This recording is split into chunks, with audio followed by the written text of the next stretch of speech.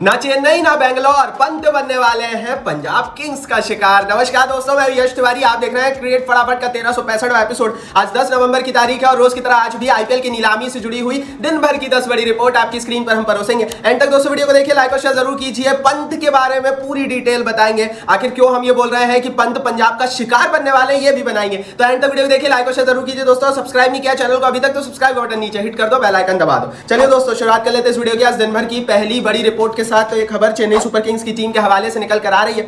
Chennai super Kings के CEO है, chief executive officer है काशी विश्वनाथ, और काशी विश्वनाथन ने बड़ी बात कह दी है अपनी नीलामी की स्ट्रेटेजी को लेकर। रिटेंशन के बाद जब इनसे पूछा गया कि क्या बड़े खिलाड़ियों को टारगेट करेंगे, लेंगे, तो इन्होंने कहा CSK might not be able to compete with other teams for the big players। उन्होंने क्लियर कट कह दिया कि जिस तरह का उनका बजट है उस बजट के हिसाब से वो बड़ी टीमों के साथ compete नहीं कर सकते बड़े खिलाड़ियों को लेने के लिए, केएल राहुल, श्रेयस अय्यर, ऋषभ पंत को लेने के लिए। आपको बता दूं दोस्तों कि पंजाब का बजट लगभग 100 करोड़ के आसपास है और चेन्नई का लगभग 50 करोड़, मतलब दुगने का अंतर है। और उनका कहना, काशी विश्वनाथन का कहना बिल्कुल सही है, क्योंकि मेजॉरिटी ऑफ द महंगे खिलाड़ी जो रहेंगे वो पंजाब या फिर बड़ी टीमें अपनी झोली में ले जा सकती है। आगे बढ़ते हैं, दूसरी बड़ी रिपोर्ट की बात करते हैं। जिमी एंडरसन नीलामी का हिस्सा होंगे, ये हम सबको पता है, लेकिन नीलामी में अपना नाम रजिस्टर कराने के बाद उनका बयान भी सामने आ गया। उन्होंने कहा I want to play cricket again. उन्होंने कह दिया 42 साल की उम्र में कि भैया मैं फिर से क्रिकेट खेलना चाहता हूं, इसलिए मैंने नीलामी में अपना नाम दिया। ये इनकी टैक्टिस है दोस्तों। अब क्या हुआ है, ये हो गए रिटायर। अब दुनिया की क्रिकेट में इनकी जो छवि है वो एक टेस्ट खिलाड़ी की बन चुकी है, तो दुनिया की किसी भी T20 लीग में इनकी कोई जगह है नहीं।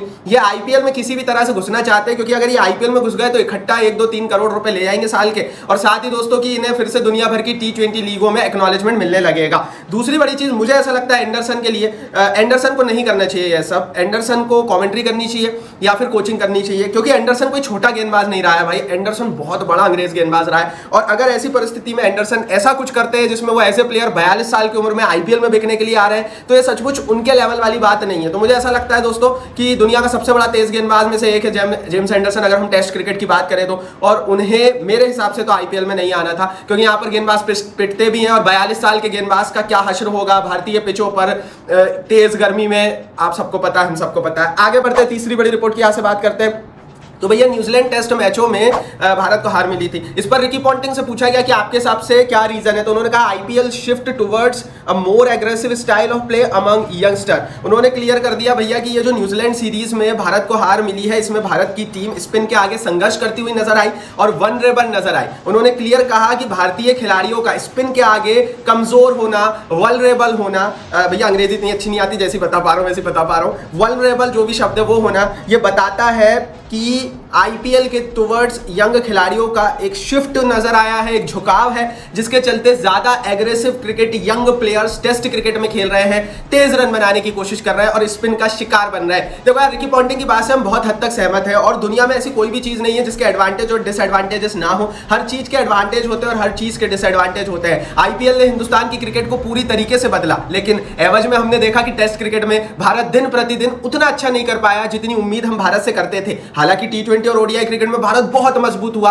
तो आईपीएल के फायदे भी है, नुकसान भी है। आईपीएल को आप ब्लेम नहीं कर सकते, मैं बस इतना बोलूंगा। और आईपीएल के लिए एक लाइक तो बनता है भाई, क्योंकि आईपीएल ने जो हिंदुस्तान की क्रिकेट के लिए किया है ना, दुनिया भर के क्रिकेट बोर्ड उसको कॉपी करने की कोशिश कर रहे हैं कि भैया हमारे लिए भी ऐसा कुछ आईपीएल बन जाए अपने खुद के देश। आगे बढ़ते हैं दोस्तों, चौथी बड़ी रिपोर्ट की यहाँ से बात करते हैं। तो आरसीबी से बाहर हुए ग्लेन मैक्सवेल ने एक बड़ी बात कही। उन्होंने कहा it was a great franchise to play for. Recently लगभग 2 महीने पहले ग्लेन मैक्सवेल को यह पता हो गया था, और हमने भी आपको बता दिया था कि वो रिटेन नहीं होंगे, and that's why Glenn Maxwell ने इंस्टाग्राम से आरसीबी की टीम को अनफॉलो कर दिया था। ऐसी परिस्थिति में अब जब उनसे पूछा गया कि आप रिटेन नहीं हुआ है, तो उन्होंने क्लियर कहा it was a great franchise to play. उन्होंने कहा भैया बहुत अच्छी टीम थी जिससे मैं खेला, और अब नीलामी में जा रहा हूं। मैक्सी को भी पता है कि अगर वो किसी टीम से ऐसा बैर ले ले और पब्लिकली आरसीबी को कुछ भी बोलने लगे, तो दूसरी टीमें भी इनको लेने से डरेंगी, क्योंकि अगर आप प्रदर्शन नहीं करोगे तो टीमें तो रिलीज करेंगी आपको। ये पार्ट ऑफ द गेम है, पार्ट ऑफ द आईपीएल है।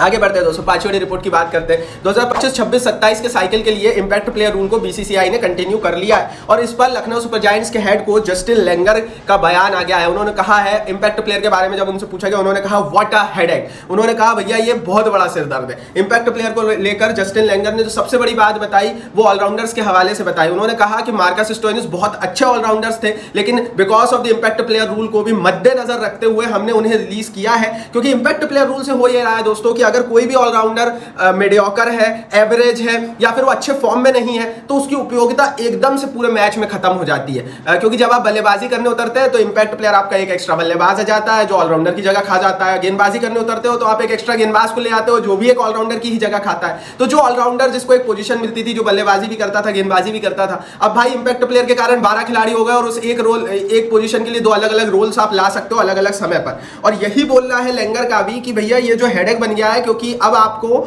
एक एक्स्ट्रा बॉलर और बैट्समैन के नजरिए से सोचना है और ऑलराउंडर्स की उपयोगिता इसने खत्म कर दी है। स्पेशली अगर कोई ऑलराउंडर अच्छे फॉर्म में ना हो या बहुत औसत ऑलराउंडर हो उसको दी भैया बिल्कुल ही जीरो कर दिया है। बाकी इस बात से मैं सहमत हूं दोस्तों, मुझे ऐसा लगता है कि इंपैक्ट प्लेयर रूल नहीं होना चाहिए। दैट इज वाई बीसीसीआई ने इंपैक्ट प्लेयर रूल को सैयद मुश्ताक अली ट्रॉफी से हटाया और दुनिया भर की क्रिकेट में कहीं भी ये रूल नहीं आया। इसको कुछ मॉडिफिकेशन के साथ अगर लाया जाए तो हो सकता है कुछ अलग चीज हमें देखने को मिले। क्या मॉडिफिकेशन हो सकते हैं ये तो आप बता दो कमेंट बॉक्स में। आगे बढ़ते हैं दोस्तों, यहाँ से बात करते हैं दिन भर की 6वीं बड़ी रिपोर्ट की। ये खबर ऋषभ पंत और पंजाब किंग्स की टीम के हवाले से निकल कर आ रही है। बहुत सारी बातें, बहुत सारी चीजें हमने भी कही, दुनिया भर के लोगों ने कही कि आरसीबी में जाएंगे ऋषभ पंत, चेन्नई सुपर किंग्स की टीम बैठी हुई है। रैना साहब ने तो ये तक बोल दिया कि भैया ऋषभ पंत की चेन्नई सुपर किंग्स की नजर जो है ऋषभ पंत के ऊपर है। लेकिन पंजाब की टीम में जाने वाले हैं, बड़े सोर्सेस के हवाले से बहुत बड़ी रिपोर्ट आई है। रिपोर्ट यह है दोस्तों कि रिकी पॉन्टिंग जो कि दिल्ली के कोच थे वो ऑलरेडी पंजाब में जा चुके हैं और भैया रिकी पॉन्टिंग चाहते हैं कि ऋषभ पंत पंजाब किंग्स की टीम में आए। जब तक ये कंफर्म नहीं था कि ऋषभ पंत ऑक्शन में आ रहे हैं या नहीं आ रहे हैं तब तक पंजाब की नजर स्टीव स्मिथ पर थी, जो कि इस समय आईपीएल में किसी भी टीम में नहीं है। लेकिन अब क्योंकि काफी सारे प्लेयर्स आ चुके हैं, पंजाब अब देसी कप्तानी विकल्प की तरफ देख रहा है। ऐसी परिस्थिति में दोस्तों हमारे रिकी पॉन्टिंग की नजर है ऋषभ पंत के ऊपर। लगभग 110 करोड़ रुपए का बैलेंस पर्स है, आईपीएल इतिहास का सबसे बड़ा बैलेंस पर्स है पंजाब की टीम के पास। तो हम ये कह सकते हैं कि पंजाब की टीम में ऋषभ पंत को 30 करोड़ के आसपास का मिल सकता है और वो 30 करोड़ में जो है पंजाब किंग्स की टीम में जा सकते हैं। तो बहुत कुछ क्लियर यहां से होता हुआ नजर आ रहा है पंजाब और ऋषभ पंत के बीच। और क्योंकि पंजाब के पास इतना पैसा है वो लगा सकते हैं और 30 करोड़ रुपए अगर कोई भी टीम किसी भी खिलाड़ी पर इस नीलामी में लगाएगी तो मुझे नहीं लगता है कि कोई दूसरी टीम फिर उस बिडिंग में कूदेगी भी। क्योंकि अगर मैं पंजाब के बाद नंबर 2 की टीम की बात करूं तो शायद वो आरसीबी है जिनके पास 80-90 करोड़ रुपए, 20 करोड़ तो ऑलरेडी वैसे ही कम है उनके पास पंजाब से। देन दैट्स व्हाई दोस्तों ऋषभ पंत जो कि आईपीएल नीलामी के सबसे बड़े स्तंभ खिलाड़ी रहने वाले हैं, मुझे ऐसा लग रहा है। और जो रिपोर्ट्स भी आ रही है पंजाब किंग्स में खेलेंगे। क्या पंत खुद पंजाब में खेलना चाहते हैं? I don't know.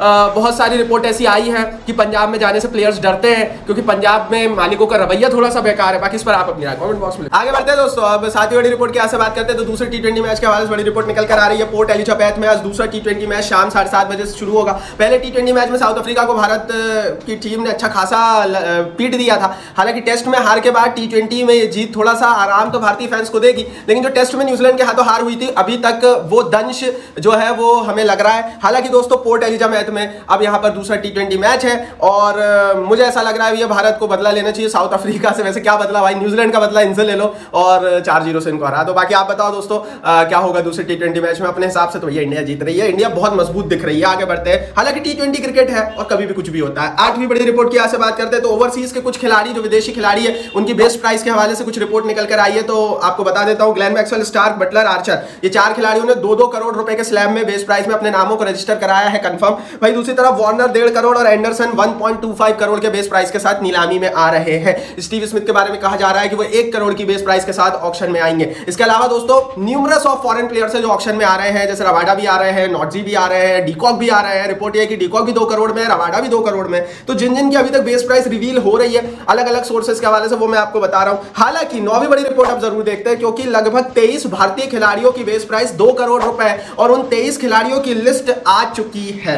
T Natarajan, Devdutt Padikkal, Krunal Pandya, Harshal Patel, Arshdeep Singh, Washington सुंदर, शार्दुल ठाकुर, सिराज पंत, राहुल, अय्यर, अश्विन, चहल, उसके अलावा शमी, खलील, दीपक चहर, वेंकटेश अय्यर, आवेश खान, ईशान किशन, मुकेश कुमार, भुवनेश्वर कुमार, प्रसिद्ध कृष्णा और उमेश यादव ने अपनी बेस प्राइस 2-2 करोड़ रुपए लगी है। मेरे हिसाब से ये 23 के 23 प्लेयर्स लगभग 5-5 करोड़ रुपए मिनिमम तो डिजर्व करते हैं। इनमें से कई तो 25-25, 30-30 करोड़ में बिकेंगे, जैसे अय्यर हो गए, केएल राहुल हो गए, ऋषभ पंत हो गए। इनको बहुत पैसा मिलने वाला है दोस्तों। चहल को भी अच्छा पैसा मिलेगा। वॉशी सुंदर के बारे में सुना जा रहा है कि अच्छा पैसा बरस सकता है। भूवी के बारे में सुना जा रहा है कि 10 करोड़ के आसपास बरस सकता है। दीपक चहर के बारे में 10 करोड़ की बात है। आदेश खान को लेकर 15 करोड़ तक की बात है। तो बातें मार्केट में कही है, लेकिन भाई देखो नीलामी में सब कुछ फैसले होंगे और नीलामी का इंतजार इंतजार हमें करना पड़ेगा, क्योंकि ये सारे 23 के 23 प्लेयर्स अगर 10 करोड़ में बिक गए तो 230 करोड़ रुपए तो इन 23 खिलाड़ियों पे ही खर्च हो जाएंगे। तो पॉसिबल नहीं है कि ये सारे 10 करोड़ में बिकेंगे। इनकी बेस प्राइस 2 करोड़ है, इनमें से कई 2 या 3 करोड़ में भी बिक जाएंगे। आगे बढ़ते हैं 10वीं बड़ी रिपोर्ट की बात करते हैं तो हरभजन सिंह ने न्यूजीलैंड सीरीज में हार का एक बड़ा रीजन बता दिया। रिकी पॉन्टिंग ने बताया था, भज्जी ने भी बता दिया। उन्होंने कहा Ranji ignored people are getting picked from IPL.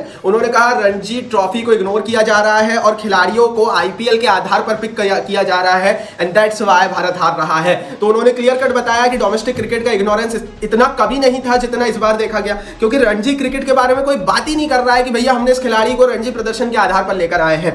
और सारे के सारे प्लेयर्स जो आ रहे हैं टेस्ट क्रिकेट की मैं बात कर रहा हूं, वो पूर्ण रूप से इंडियन प्रीमियर लीग के प्रदर्शन पर आ रहे हैं। अगर हम टी20 और ओडीआई की बात करें तो फिर भी चलता है, क्योंकि छोटे फॉर्मेट का गेम है, लेकिन टेस्ट क्रिकेट भैया अलग गेम है। टेस्ट क्रिकेट में आपको दिन भर कई गेंदबाजों को दिन भर स्पेल से डालने पड़ते हैं और वहां पर कोई कोटा नहीं होता 10 ओवर का 4 ओवर का। तो बहुत सारी चीजें हैं जो इन अकाउंट आईपीएल के कारण आप नहीं ले सकते, और भज्जी भी यही कह रहे हैं। ये थी दिन में की 10 बड़ी खबरें। कमेंट बॉक्स बताओ कौन सी खबर आपको अच्छी लगी, कौन सी नहीं, और क्यों यूट्यूब कमेंट बॉक्स आपके लिए अपनी राय लिखो, वीडियो को लाइक और शेयर करो, चैनल को सब्सक्राइब नहीं किया अभी तक तो सब्सक्राइब बटन नीचे फटाफट हिट करके बेल आइकन